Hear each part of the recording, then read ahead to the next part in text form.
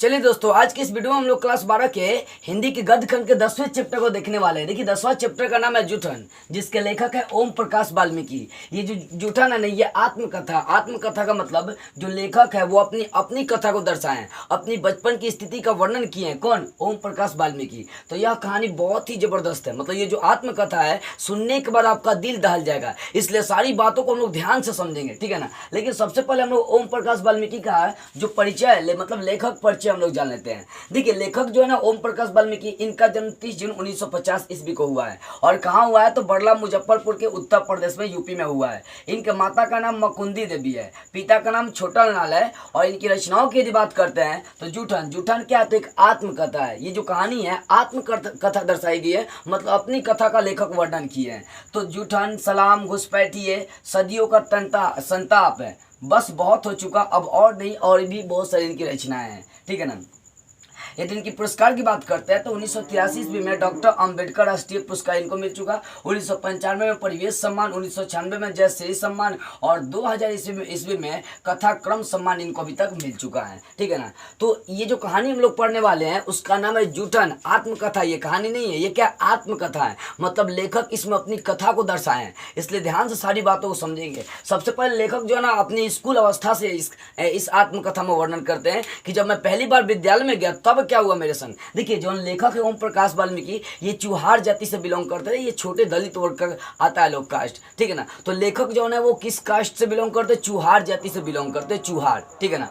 तो चुहार जाति से लेखक बिलोंग करते हैं। तो पहले के जमाने में छुआछूत की भावना बहुत ज्यादा थी। तो देखिए लेखक के संग क्या क्या हुआ है, वो सारी बातें आत्मकथा के द्वारा वो दर्शाने का काम किए हैं। हालांकि आप देख सकते हैं आत्मकथा का नाम है जूठन, मतलब इसके माध्यम से बताना चाहते हैं कि हम लोग जो जीवन गुजारे थे वो जूठन खा कर गुजारे हैं।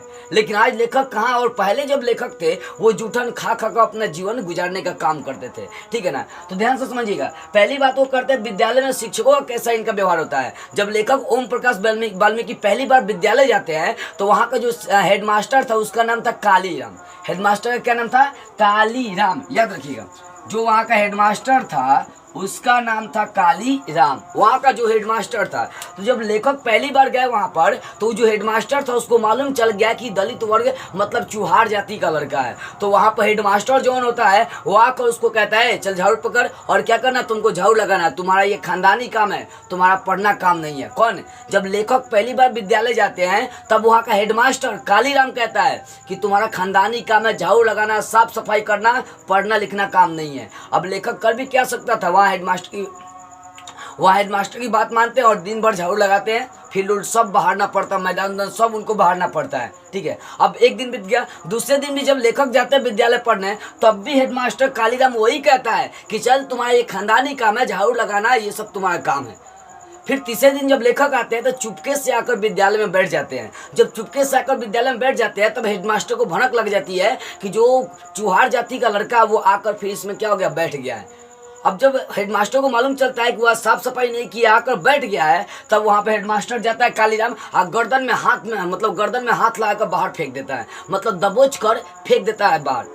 अब कहता है कि चल तुम्हारा पढ़ना काम नहीं है, जाकर झाड़ू लगाओ, फील्ड में पूरा एकदम साफ सफाई करो। अब वहाँ पर जो लेखक है, लेखक को बचपन में मुंशी जी कहा जाता है। उनके पिताजी जौन थे ना, पिताजी का नाम था छोटा लाल। ये जो पिताजी थे उनको मुंशी जी कहते थे प्रेम से, मतलब प्रेम से क्या पुकारा जाता था, मुंशी जी कहा जाता था, ठीक है ना।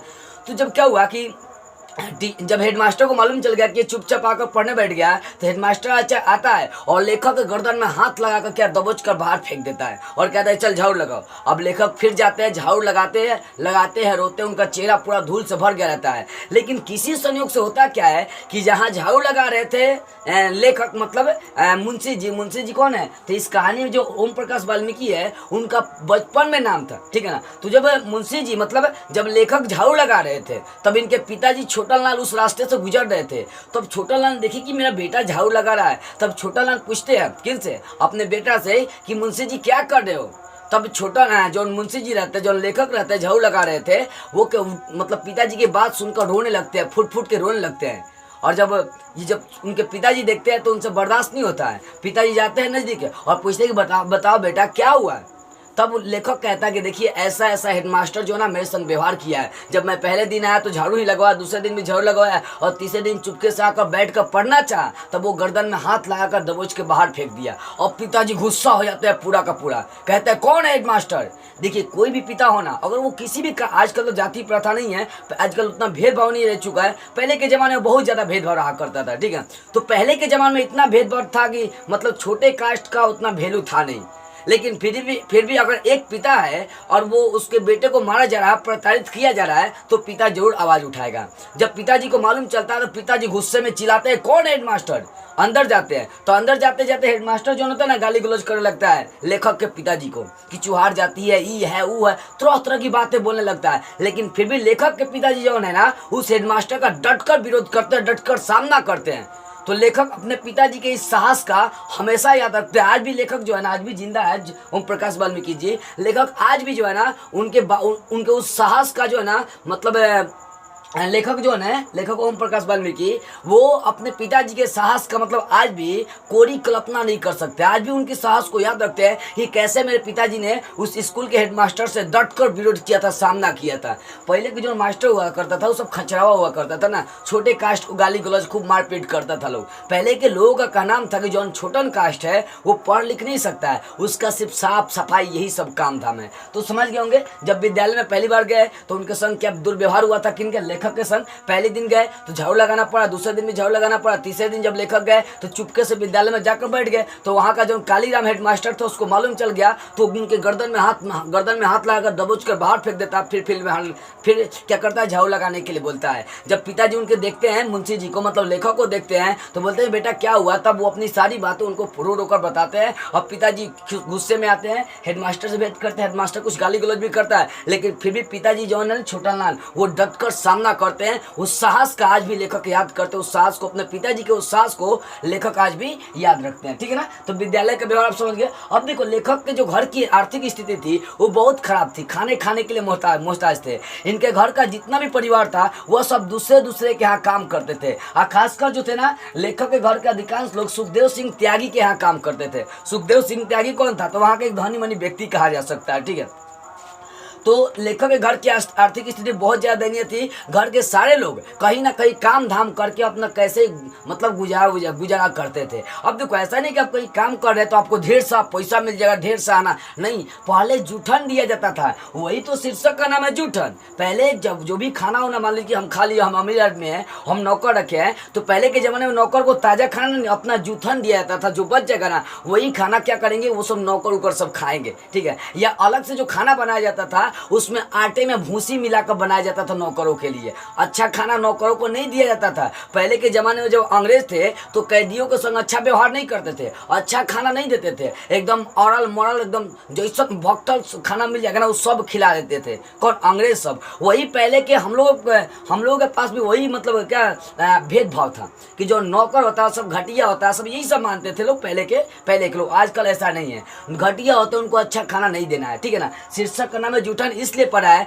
क्योंकि जूठन ही लेखक को खाना पड़ता है। आगे मैं बता रहा हूँ, आगे और कथा जो है ना मतलब सुनकर आपका दिल दहल जाएगा। तो समझिए घर की आर्थिक स्थिति बहुत ज़्यादा दयनीय थी। मतलब खाने के लिए, अपने खाने की व्यवस्था करने के लिए घर के सारे लोग इधर उधर काम धाम करते थे। आगे की बात करें शादी ब्याह के मौके पर, देखिए जब भी कहीं गाँव में शादी ब्याह होती थी ना तो लेखक और लेखक के परिवार जो भी खाना वाना बचने का मतलब जैसे लोग खाने बैठे हैं पार्टी पर, जैसे आजकल बैठते हैं लोग, तो जो जूठन बचता था ना लेखक के घर के लोग उस जूठन को इकट्ठा करते थे। जूठन मतलब समझ ना, जो खाकर छोड़ते हैं। आप कभी गए शादी ब्याह में, पतल उतल देखे हैं, खाता है ना बैठकर वहां पर सब कोई। तो शादी ब्याह में जो जूठन बचता था, जैसे आजकल शादी ब्याह होता है तो जूठन को फेंक दिया जाता है इधर उधर, क्योंकि जूठन का वैल्यू नहीं है। पहले के ज़माने में जब लेखक थे उस समय जो जूठन था उसको उनके घर के लोग क्या कर, जूठन को सब इकट्ठा करते थे, छेटी उटी में इकट्ठा करके अपने घर ले जाते थे। आज जब पूरी उड़ी ठेकुआ होकर रहा करता था उसको सेक कर 3-3 महीना 4-4 महीना खाया करते थे लोग। अब सोचिए आजकल के लोग उस जूठन को ले जाकर सेक कर काली मिर्च उर्च लगा हुआ कर तेल लगा कर 3 महीना खाए तो कैसा होगा। खा सकते हैं, आजकल आप नहीं खा सकते हैं, आपसे बर्दाश्त नहीं होगा, ठीक है ना। तो वही लेखक कहते हैं कि जब सारा दिन याद करता हूँ ना तो अंदर से कांटा चुभने लगता है, बहुत रोने लगता हूँ कि एक दिन था कि जूठन इकट्ठा कर करके 3-3 महीना खाया करते थे लोग और आज मैं कहाँ से कहाँ हूँ। देखिए वो पढ़ाई करना कर लेंगे ना तो आप लो लेवल में भी है तो हाई लेवल में चले जाएंगे। लेखक बहुत जोर जबरदस्ती पढ़ाई करते हैं, मेहनत से करते हैं पढ़ाई, और आज देखिए बहुत बड़े पद पर जा चुके हैं। कौन? ओम प्रकाश वाल्मीकि जी, ठीक है ना।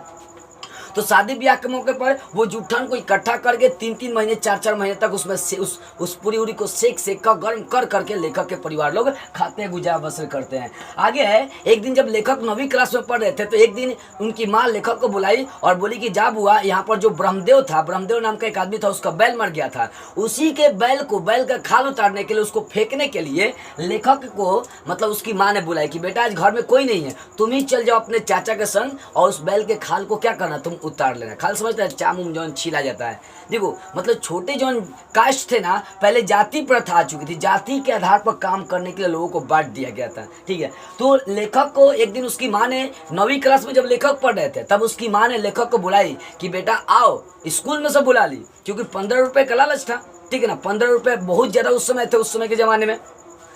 तो जब लेखक 9th क्लास में पढ़ रहे थे तब लेखक की माँ ने लेखक को बुलाई और कहेगी बेटा चले जाओ, ब्रह्मदेव माजी का क्या हो ना बैल मर चुका है, खेत से आते आते क्या हो गया, मर गया, तुम अपने चाचा का संग चले जाओ, घर में और कोई लोग बचा नहीं है, क्या करना, खाल उल उतार के 15 रुपये लेकर चले आना है। अब लेखक जाना तो नहीं चाहता है, लेकिन फिर भी अपनी माँ की बात को नहीं टालता है, वो चल जाता अपने चाचा के संग। अब चाचा क्या ना, वो मतलब क्या ना, थोड़ा सा गजेरी नसरी उनका चाचा था। जब वहाँ पर जाते हैं तो क्या करते हैं कि जो लेखक के चाचा थे वो लेखक के हाथ में मतलब मुंशी जी, बचपन में मुंशी जी कहा जाता था लेखक को, उनके हाथ में चाकू धरा जाते हैं। अब लेखक इतने छोटे लड़के थे, 9वीं क्लास में पढ़ने वाले, उनसे चाकू धरने का तरीका नहीं रहता है, किसको, लेखक को। तब उनके चाचा सिखाते हैं कि वो ऐसे चाकू धरो, ऐसे फाड़ो। अब लेखक जो है ना चाकू मतलब जब फाड़ता है तो घृणा बढ़ता है, रोने लगते हैं, बिलखने लगते हैं कि नहीं मुझसे ये काम नहीं होगा, फिर भी वो जबरदस्ती वो सब काम करते हैं। अब क्या है कि जो बैल का खाल निकला, जो चमड़ा निकला, उस चमड़े को कपार पर ढोने का काम लेखक को ही दिया गया, उनके चाचा कुछ नहीं किए, ठीक है ना। तो लेखक जब चमड़े को अपने कपार पर लेकर आए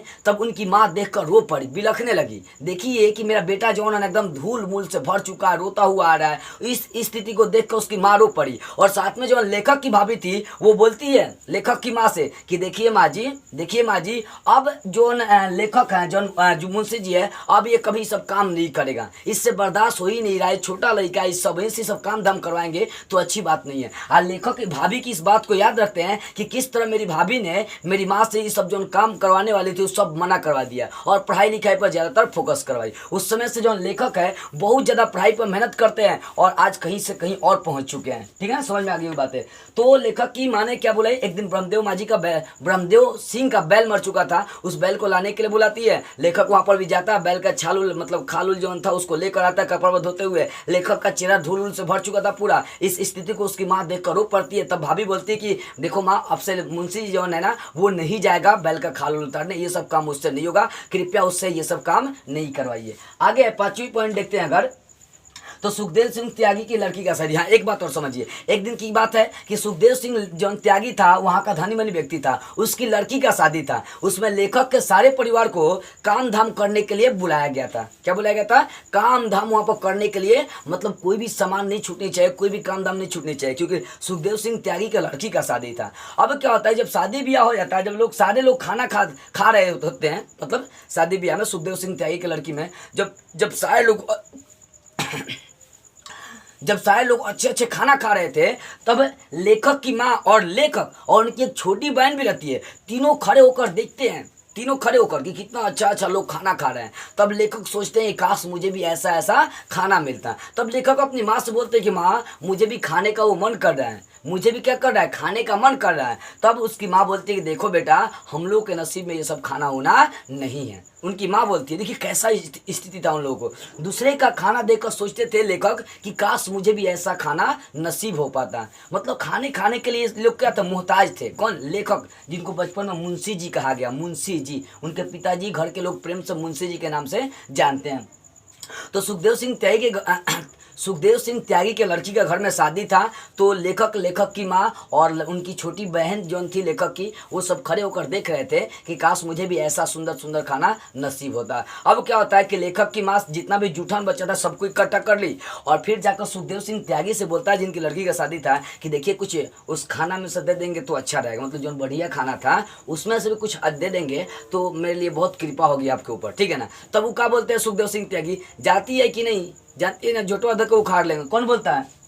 सुखदेव सिंह त्यागी बोलता है। एक तो इतना सारा जूठन इकट्ठा कर ली और उसके बाद अच्छे अच्छे खाना पर नजर गिरा रही है, जाओ नहीं तो झोटवा धक्के उखाड़ लेंगे, कौन बोलता है? सुखदेव सिंह त्यागी बोलता है। देखो, एक तो खाना नहीं दिया, दिन भर काम धाम, सुबह से मतलब 4-5 दिन पहले ही से काम धाम सब करवाया जा रहा था, और कौन सा खाना मिला? जो जूठन बचा था, जो लोग खा रहे थे जूठन, उसी जूठन को क्या है ना, सुखदेव सिंह त्यागी उसको क्या करता है? देता है। किसको? लेखक की माँ और घर में जितने भी लोग काम कर रहे थे सभी को अच्छा खाना नहीं देता है। जब लेखक की माँ बोलती है कि देखिए कुछ और जो बढ़िया खाना, जो बढ़िया बढ़िया मिठाई है, उसमें से थोड़ा सा भी दे दीजिए, मेरा बेटा मांग रहा था, तब वहां पर सुखदेव सिंह त्यागी गुस्से में होकर जवाब देता है कि देखो, तुम लोग छोटे कास्ट हो और तुमको ये जो जूठन मिल गया ना, यही बहुत ज्यादा है, चले जाओ जल्दी आराम से, झोटा धक्के उखाड़ लेंगे, कौन बोलता है? सुखदेव सिंह त्यागी बोलता है। अब देखिए, ये सारी बात को याद करके उन लेखक के दिल में एकदम चुभान होती है, मतलब कांटे से चुभने लगता है। लेखक सोचता है कि कहीं अगर सुखदेव सिंह त्यागी भेटा गया ना, तो गला में चाकू रेट के इसको मुआ ही देंगे, साला इतना इसका मतलब व्यवहार खराब था कि, ठीक है ना। अब देखो, अब यदि बात कही जाए तो लेखक कहते हैं कि एक दिन सुखदेव सिंह त्यागी का जो पोता है, ये सुरेंद्र सिंह कौन है, नीचे देख सकते हैं, सुरेंद्र सिंह, ये जो सुरेंद्र सिंह है सुखदेव सिंह त्यागी का पोता है। अभी जो सुरेंद्र सिंह है वो किसी सिलसिले में, किसी इंटरव्यू के सिलसिले में लेखक के घर आता है घूमते घूमते। लेखक के घर ओम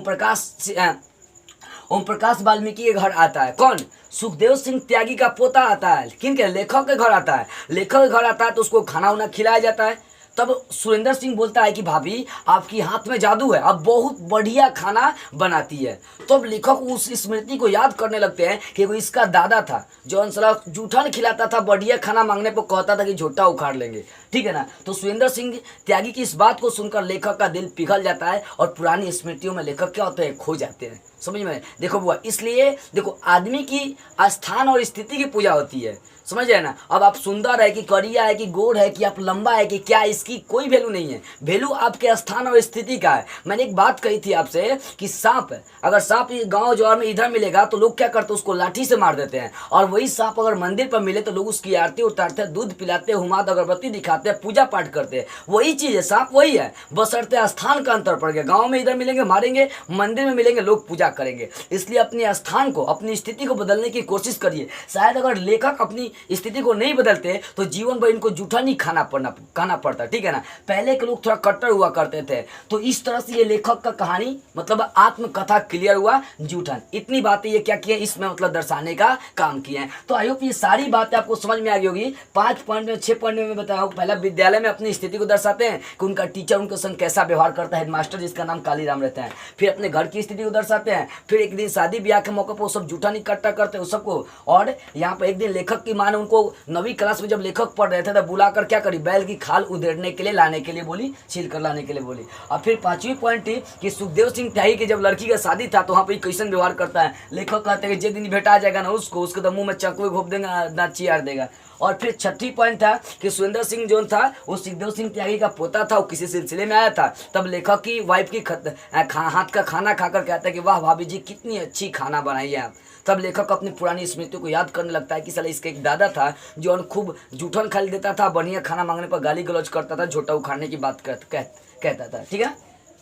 तो इस तरह से आप ये सारी बातें समझ गए होंगे। जूठन चैप्टर भी आपका क्लियर हो गया होगा, ठीक है ना। तो बस आज की इस वीडियो में इतना ही। अगले वीडियो में इस चैप्टर के प्रश्न उत्तर को सॉल्व करते हुए हम लोग फिर मिलेंगे।